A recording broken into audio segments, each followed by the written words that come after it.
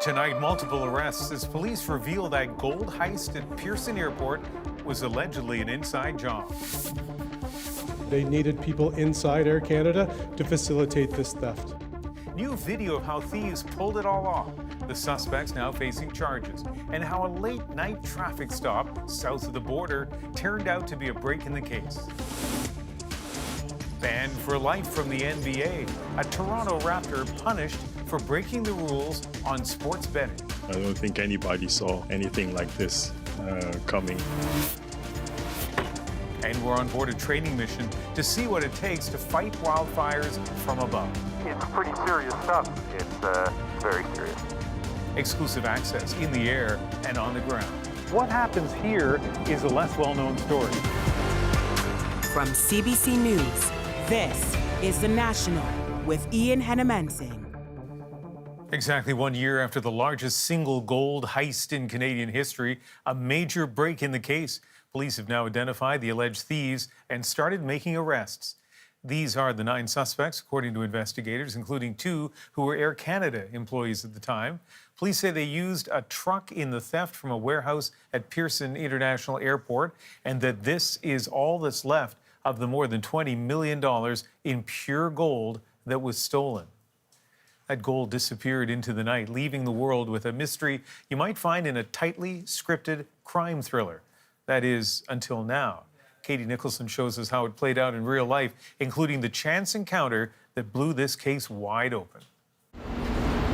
Shoulder to shoulder, normally stern officers almost giddy. This story is a sensational one. And one with a big plot twist. This isn't just about gold, this is about how gold becomes guns. $20 million worth of gold, to be exact. Its theft caught on this surveillance camera hours after the shipment arrived at Pearson International Airport from Zurich. How's this for a piece of evidence? This 5-ton truck, this is the one police say was captured in that video surveillance, used to move all of that gold out from the Air Canada cargo facility. This document from a legitimate seafood shipment used by the truck's driver to gain entry to the facility. Investigators tracked the truck's route as far as they could, but its driver disappeared. And then a major break on the other side of the border. This case started last September with a late-night traffic stop by the Pennsylvania State Police after a keen trooper noted some minor motor vehicle violations. They discovered 65 guns in his vehicle, destined, police say, to be smuggled into Canada. The driver, the same Brampton man Ontario police had been looking for, illegally in America. Now, 19 charges have been laid or are pending against 9 people, 2 of them Air Canada cargo employees at the time, including a manager who's now wanted on a Canada-wide warrant. He actually led a tour for Peel Regional Police before we knew his involvement. After dozens of warrants, police seized hundreds of thousands of dollars and just a handful of crudely made gold bangles. The rest of it likely gone forever. We believe that they've melted down the gold, and then the profits they got from the gold they used to help finance the firearm, obviously purchasing the illegal firearms. The case of Canada's biggest gold heist cracked wide open, but police say far from closed. So, Katie, lots of interesting details here, including the allegation that this appears to be an inside job. Yeah, Air Canada confirms one of the employees left last summer. The other one has been suspended.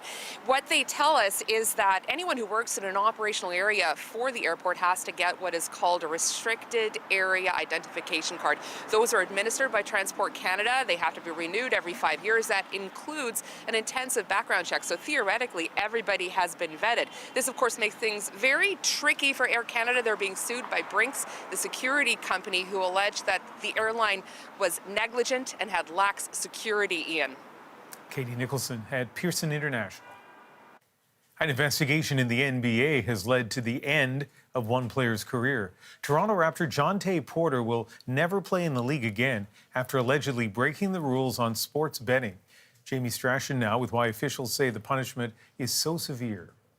Jontay Porter has thrown away his NBA career, banned for life.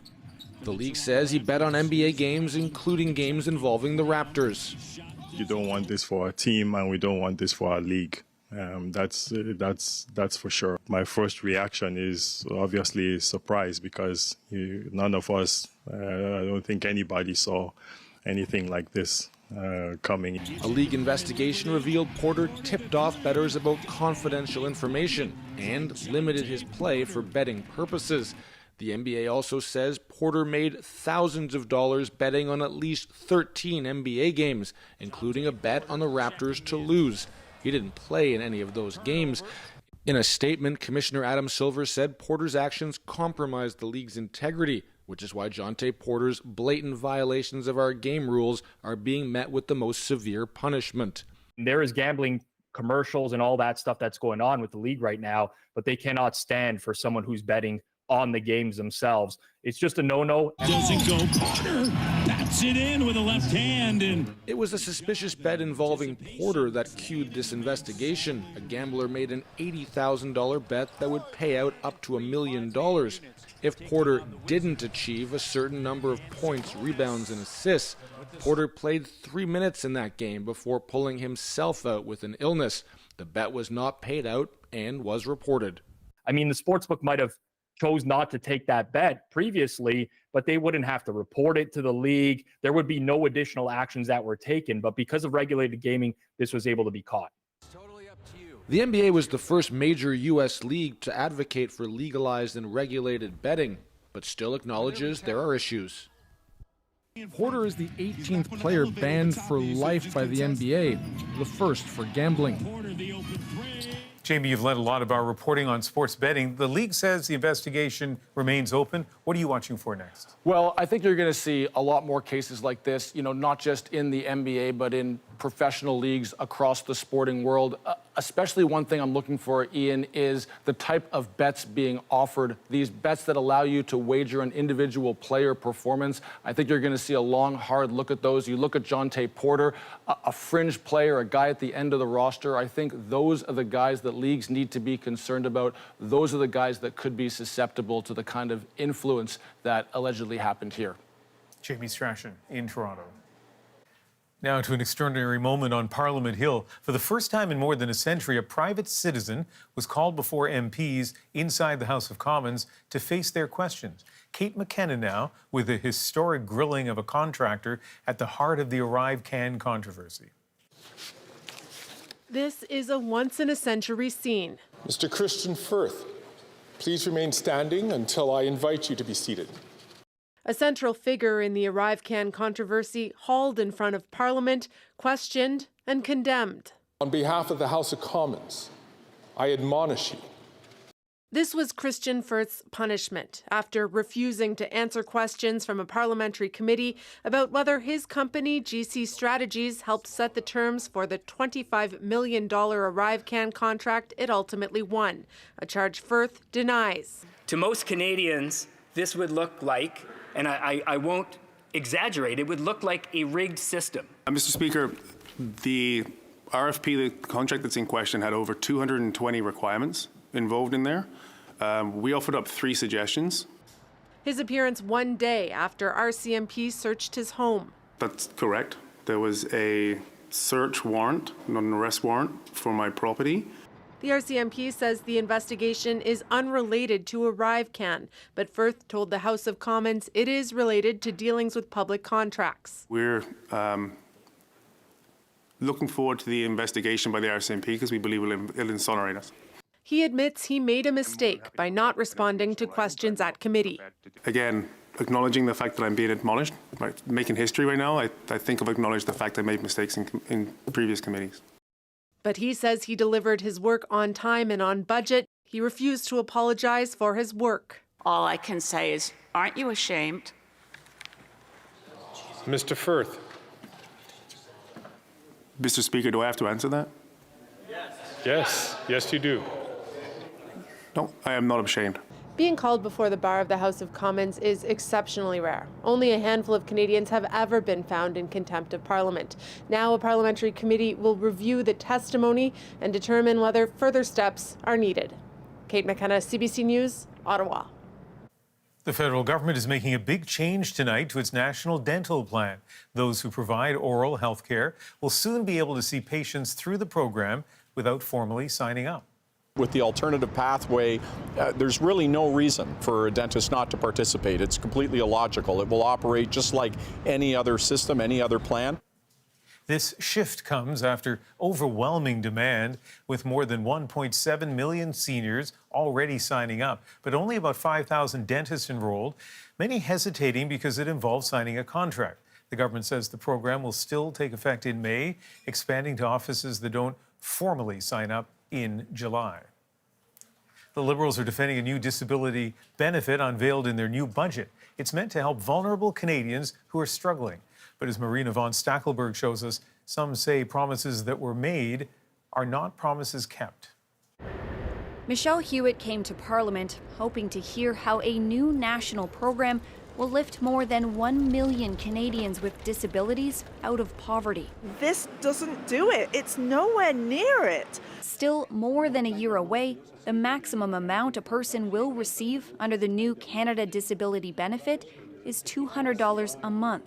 Hewitt says that won't be enough to top up provincial disability payments, which are often so low many people can't afford basics like housing and food. Disability in Canada should not mean poverty, and at the moment, for far too many people, it does. And those people are frustrated because of what the federal government initially promised. Canada Disability Benefit has the potential to lift hundreds of thousands of Canadians, working age Canadians with disabilities, out of poverty. The head of this food bank says what's needed to actually do that is $10 billion a year. Instead, the federal budget promises just $1 billion. He says that gap will cost more down the line. If you do not address poverty, it's incredibly expensive on the healthcare system and on the judicial system and on the individuals themselves. The minister in charge is defending the rollout. This benefit is a major milestone, a stepping stone. We did not have a Canada Disability Benefit, statutory benefit that existed. It's our government that put it in place. There's way more to do. Ottawa has set aside $40 million a year to pay doctors to fill out the forms someone needs to qualify for the benefit. But advocates say that's just another barrier, especially when many people with disabilities have already had a doctor fill out paperwork so they can qualify for provincial programs. They feel anger. They feel that we have all worked so hard giving the government our feedback on this over the last 3, almost 4 years now, and that we haven't been heard. Hewitt says they'll keep fighting until they are. Marina von Stackelberg, CBC News, Ottawa. A Boeing engineer says he was harassed, even threatened, after raising safety concerns about the company's planes. He told his story directly to U.S. lawmakers. Katie Simpson now with his emotional whistleblower testimony. Do you swear that the testimony you're about to give... 4 witnesses, all with similar concerns for U.S. lawmakers, who heard testimony that Boeing builds defective planes, cutting corners to meet production targets, with stories of retaliation against employees who speak up. You know, if something happens to me, I am at peace because I feel like by coming forward, I will be saving a lot of lives. It was an emotional hearing for engineer turned whistleblower Sam Salpour. For years, he says he told managers about the 787 Dreamliner, warning it could break apart because he says it's built improperly with parts forced together. I literally saw people jumping on the pieces of the airplane to get them to align. I call it the Tarzan effect. He says he was told to shut up and was threatened, even presenting lawmakers with a photo of his car tire that had been punctured. Yes, the nail was inserted in there. I believe it happened at work. I have no proof of that. In a statement, Boeing says retaliation is strictly prohibited, and we are fully confident in the safety and durability of the 787 Dreamliner, citing extensive and rigorous testing, while the CEO of United Airlines defended the aircraft too. There are thousands of these airplanes. They've been flying for decades, millions of flight hours.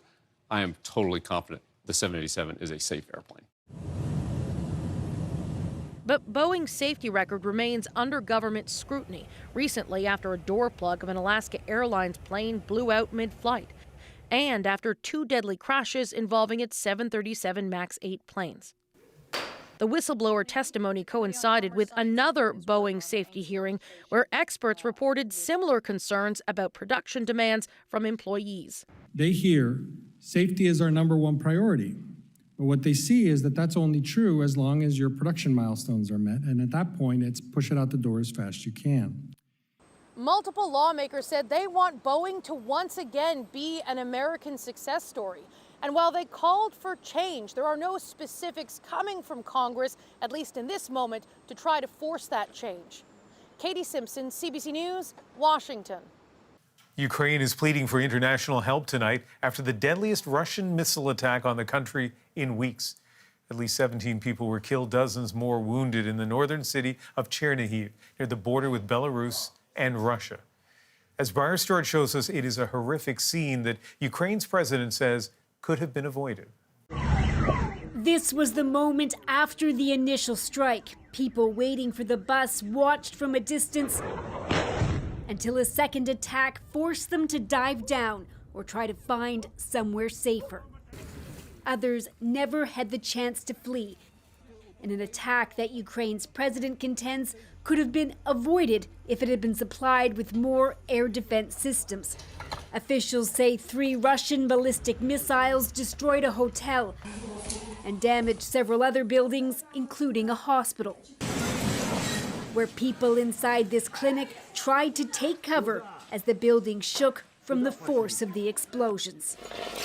The attack happened just after 9 a.m.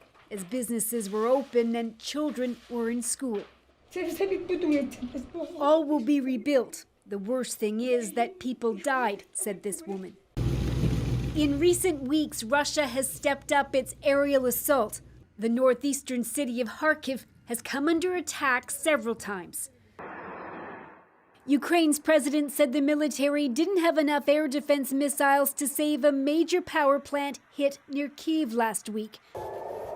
And people on the ground can't help but make comparisons to the international response to Iran's attack on Israel. A lot of us felt abandoned. Yuri Sak is an advisor to the Ukrainian government and says while the country is grateful for the support it has received, the situation is worsening. All this time, Russia is building up their own capabilities. They are learning how to bypass our air defense systems. Germany, which recently announced it's providing Ukraine with an additional Patriot missile system, has called on dozens of other countries to step up their support.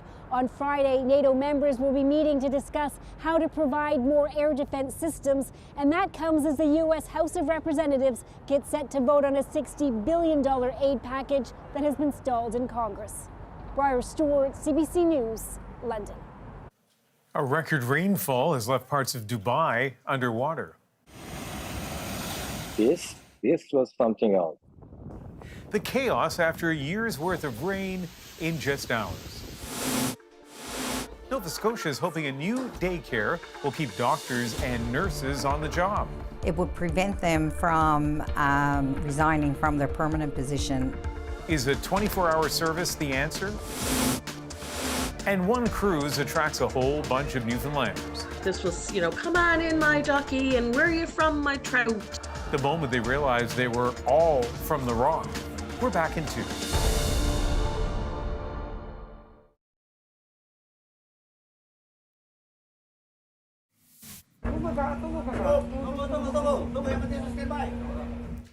This apocalyptic scene is the Mount Ruang volcano in northern Indonesia, erupting multiple times over the last couple of days. At least 800 people have been forced from the island. Officials fear the volcano could collapse, triggering a massive tsunami. Parts of Oman and the United Arab Emirates are underwater tonight after deadly flash floods caused by over a year's worth of rain in the span of a day. Thomas Dagla shows us the damage and the chaos. Built up in the desert, the United Arab Emirates wasn't made to withstand this, as some parts of the country were pounded with more rain than ever recorded in one day. The water bursting into this mall, leaving staff struggling to keep up, while drivers saw roads transformed into rivers. This is the first time I see in the history of UAE how the rain comes The Dubai International Airport, considered by one measure the busiest in the world, now left in chaos with flights disrupted and stranded passengers recording videos of that flooded tarmac. It's a total difficult situation. I want to go home. Toronto entrepreneur Irfan Shakarshi has spent half his business trip just bailing out his rented apartment. That view of the famous Burj Khalifa skyscraper, nothing to write home about this time. I've been here several times before, and yeah, it rained maybe 10 minutes, 20 minutes maximum and over, but this was something else. As a cat hung on tight for dear life, a police officer went viral by making this memorable rescue. But this weather is no joke. With climate change, what we see a lot is that you expect increased intensity of storms like this. For some, the flooding highlights the UAE's use of flares released in the sky to spur rainfall. Known as cloud seeding, it's done this way in drier climates. But this expert tells CBC News, no one can really fly in those conditions to cloud seed. So that's another indication where I can for sure say that there was no cloud seeding involved in that. In Dubai, schools are closed for the week and people are being told to work from home. This usually arid emirate is still drying out. Thomas Daigle, CBC News, Toronto. Canada is expected to face another difficult wildfire season, and some pilots are getting ready. Use the word practice, but it's pretty serious stuff, this training session. It's very serious. I see firsthand the work it takes to keep Canadians safe. And nearly 2 years after a brutal attack, author Salman Rushdie reflects on the traumatic event. People who were there said that I was screaming with pain. I have no memory of that at all. The National breaks down the stories shaping our world. Next.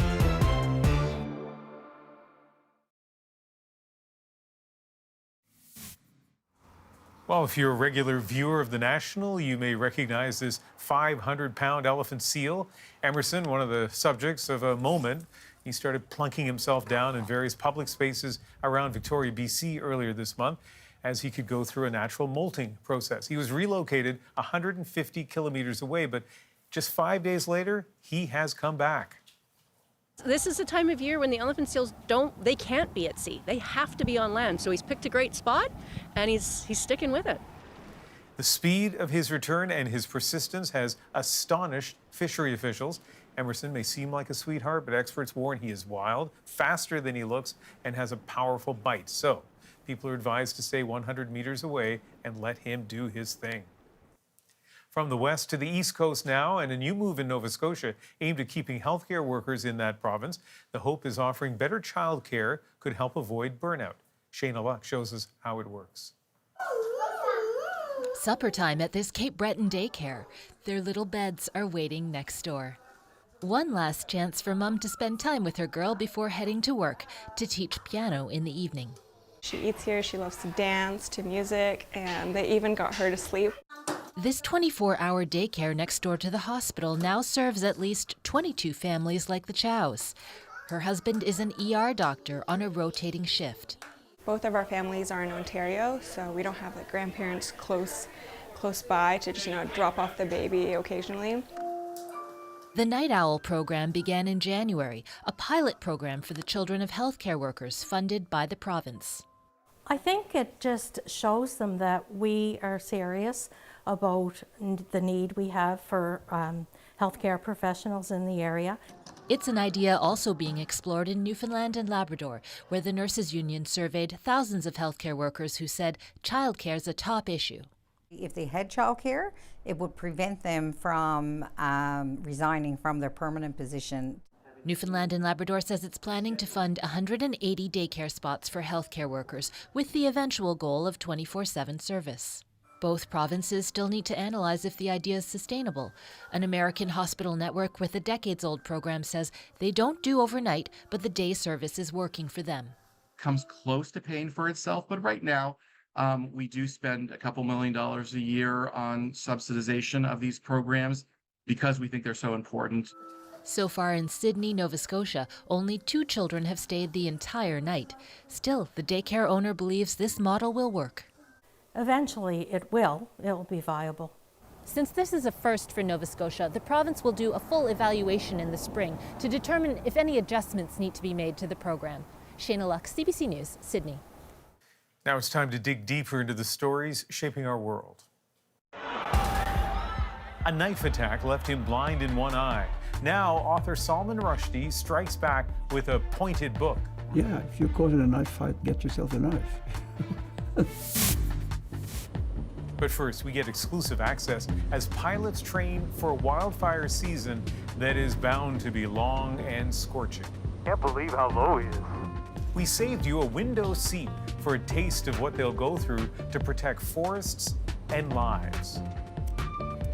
At Fireguard 124 has a Cessna. Fireguard 124, roger. This is 800 feet target altitude, so this would be the altitude that they would be at above the tree. Now dropping, you've got train off your right side, so you got to watch out for that train there. We're watching pilots practice what they'll soon be doing for real for months, an air assault on a wildfire. Can't believe how low he is. Bullseye, you are clear to come around. We'll likely see a lot of video of aerial firefighting this summer, but what happens here is a less well-known story. This is the headquarters of Conair, just outside of Vancouver in Abbotsford, British Columbia. They have a fleet of more than 70 aircraft, more than 90 pilots, and they're giving us an inside look at how they're getting ready for fire season.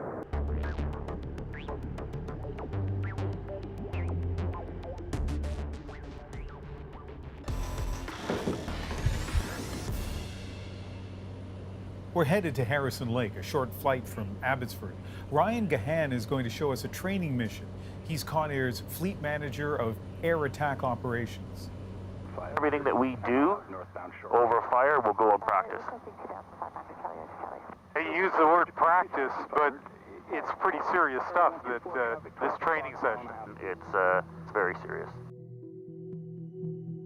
It is a gorgeous day for flying, but keep in mind when these pilots do this for real, the conditions will almost certainly be jarringly more challenging. Depending on how intense the fire is, it kicks off a lot of energy and does create interesting weather patterns and can adjust the winds. Let's take you behind the aerial choreography. The lead plane is called the Bird Dog.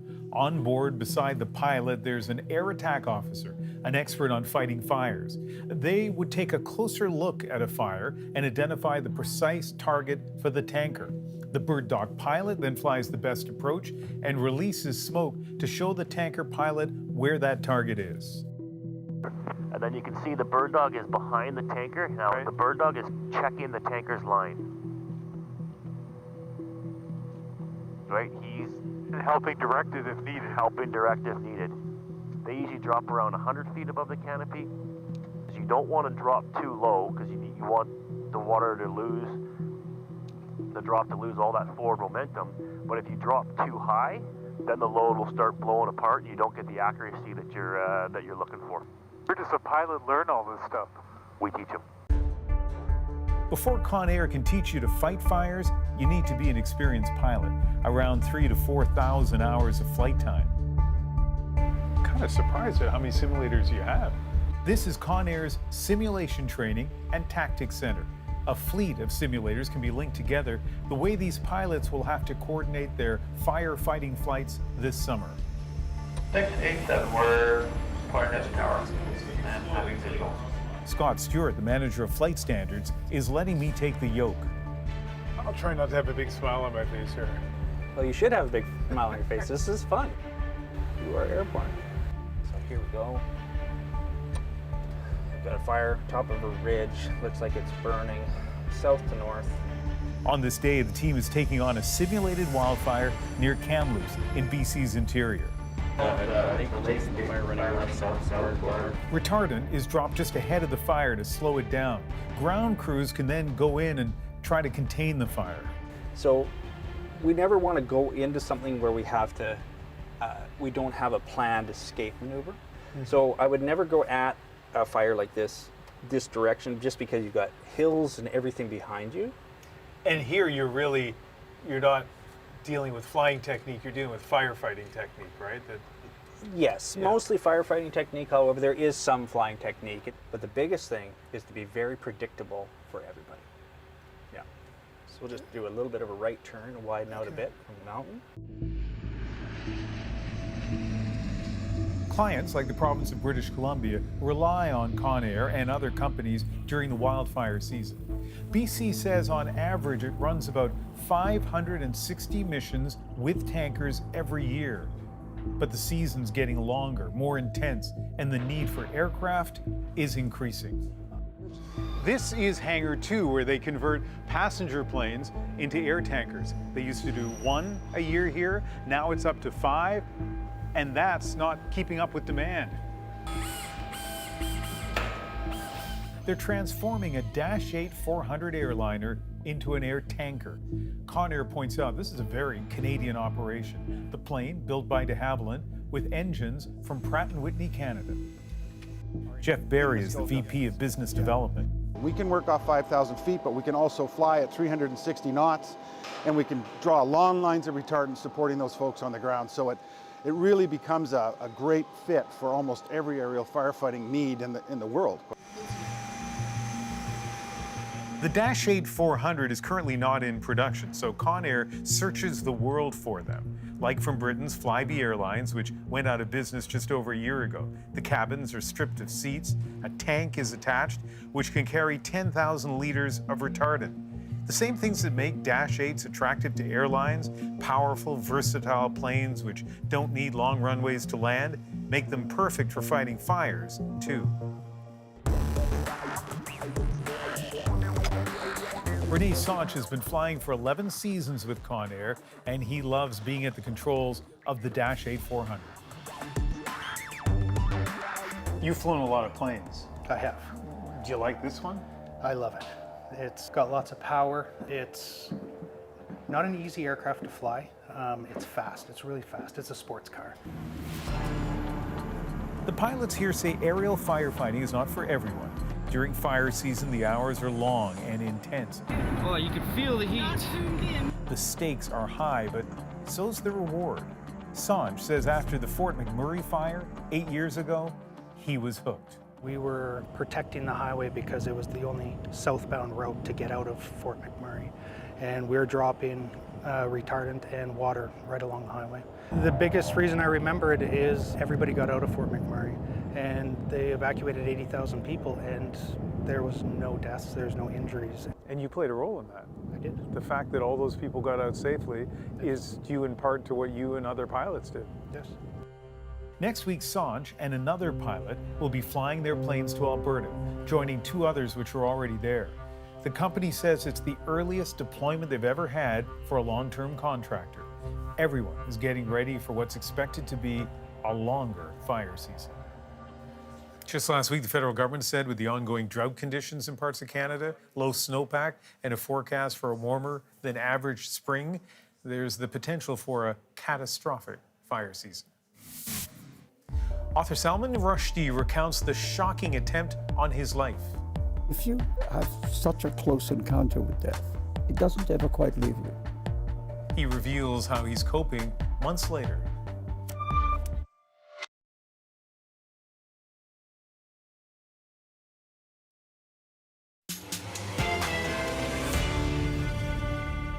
Author Salman Rushdie strikes back after an attacker's knife put him at death's door. At first, they didn't think that they could save me. How he remembers the life-changing moment that robbed him of sight in one eye. This expanding lake of blood. Now he sees his writing as a knife of his own. It's a way of cutting things open. It's a way of, revealing the truth. Rushdie has been under threat for 35 years. Iran's ruler at the time ordered Muslims to murder the writer for perceived sacrilege in his novel, The Satanic Verses. Nala Ayed, the host of CBC's Ideas, sat down with Rushdie to discuss the attack that cost him so much. She found he hasn't lost his sense of humor. It's really good to see you. Thank you. By my count, it's been 87 weeks. How are you doing? I'm surprisingly well. I'm I've surprised myself, but I think I also surprised some of the medical community. I've been inspected by, I can't tell you how many doctors. And, you know, apart from the bits that can't get fixed, like my right eye, and my left hand it's better, but it's not normal. Other than that, everybody signed off on everything. Other than that, and yet losing an eye is a major loss. It's a huge thing. Yeah. Yeah. And I mean, you know, frankly, I'm still not used to it. You know, I think about it when I wake up in the morning. It was a fear you had long before now. Yeah, it's weird, isn't it, that the thing you most fear is what happens. I mean, I've always had a fear of blindness. I mean, I'm thinking about, you know, if you're asked which of your senses could you do without, you know, I mean, I think I could do without taste and maybe even touch. But I think sight is, for me, the most important. Certainly as a writer. Yeah. Yeah. Yeah. Knife, the word, is the title. It's kind of a cold metallic fact, but you've decided to reclaim the word and you've redeployed it as a weapon. Can you explain how? I mean, it was actually when I really seriously started thinking about writing this book, it was the first word I had. I thought the first thing I knew is what it was called.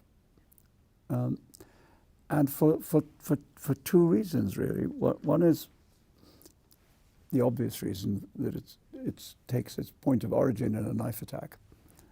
But then I thought, in a way, there's a passage in the book where I talk about how language is a knife.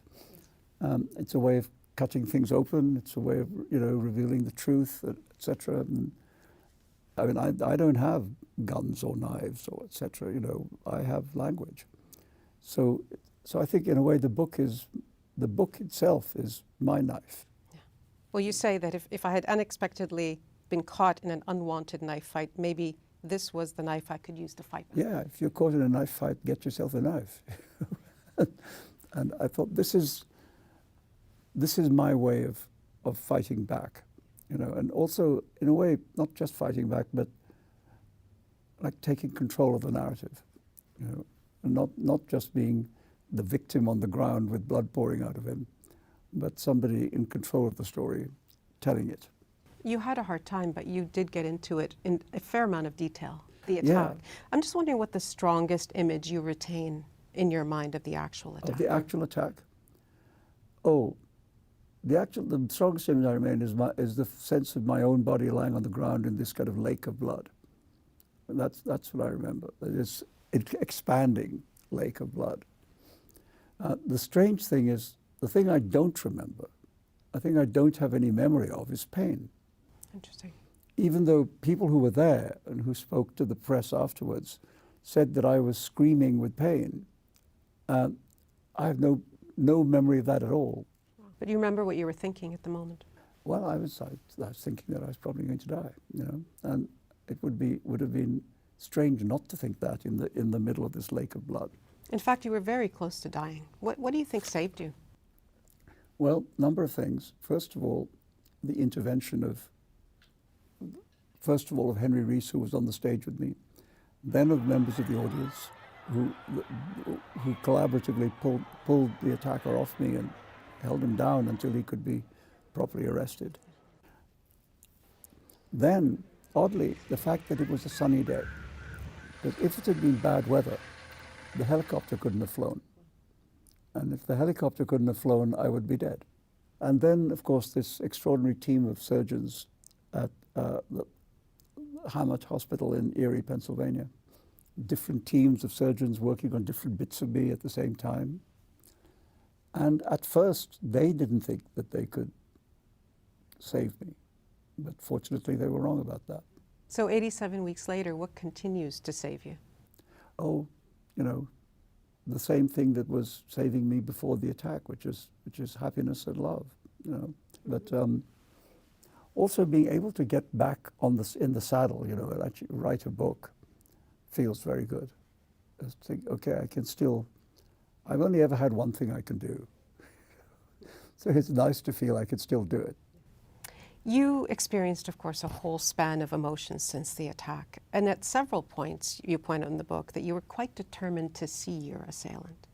Why? He's in prison. Why? Why did you want to see him? I wanted to sit down with him and say, why do you do it? Because there is, to my mind, a sort of absence in his story, which is that he's very young.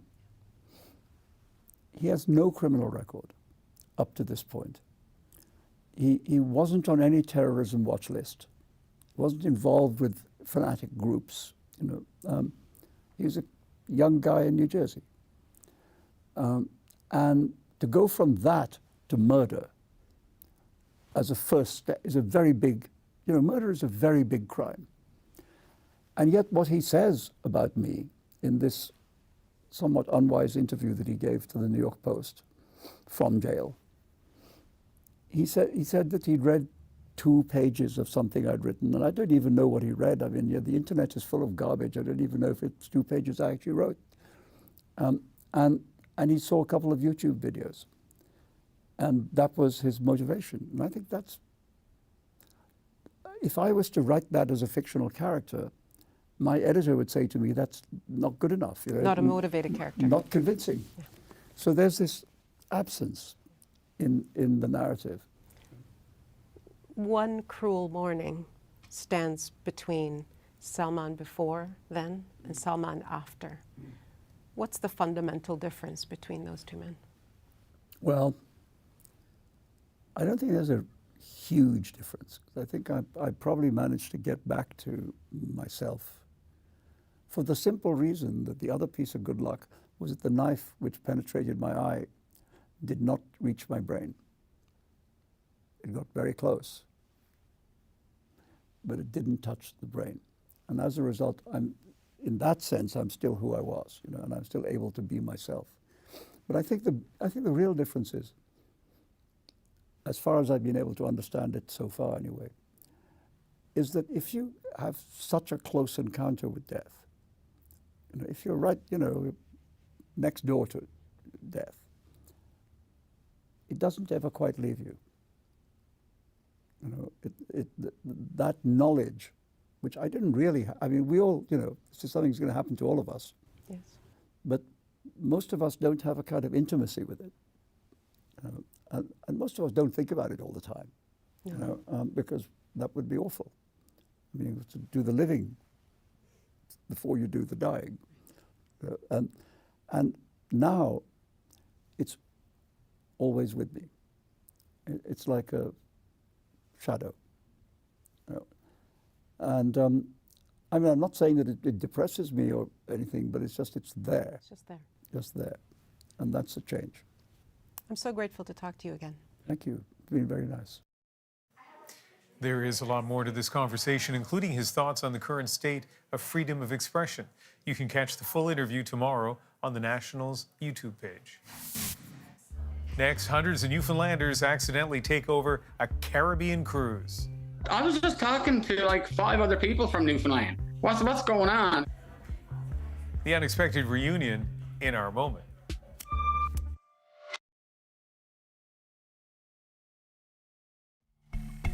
While this is one big group of Newfoundlanders who all randomly had the same idea for a vacation, a cruise to the Caribbean.